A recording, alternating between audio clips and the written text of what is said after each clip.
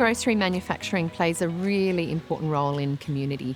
In regional areas, we have often got a big manufacturer that will be the cornerstone of that community, providing jobs, but also a lot of indirect stimulus to those communities through using local services. But not only in rural and regional areas, even in Western Sydney, for example, the food and grocery manufacturing industry is a real powerhouse of the Western Sydney economy.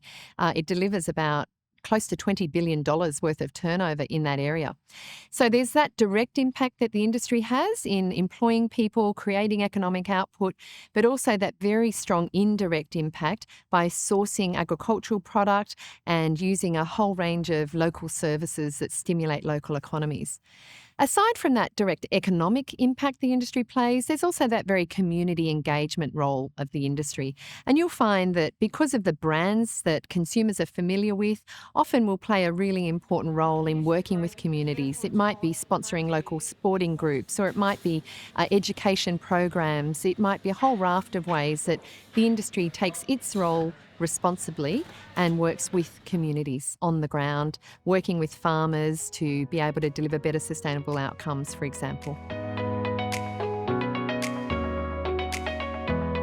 I'm very proud to sit on the board of Food Bank Australia, and the AFGC has had a long partnership with that organisation in helping to tackle food insecurity.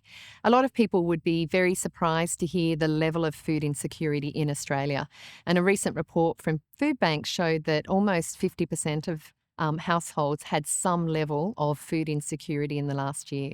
Food and grocery manufacturers have been working with Food Bank for a very long time, and they will take product that has been wasted in the manufacturing process. So it might be excess product that they've made too much of, or, for example, product that has inaccuracies in the packaging, and they will provide that to Food Bank.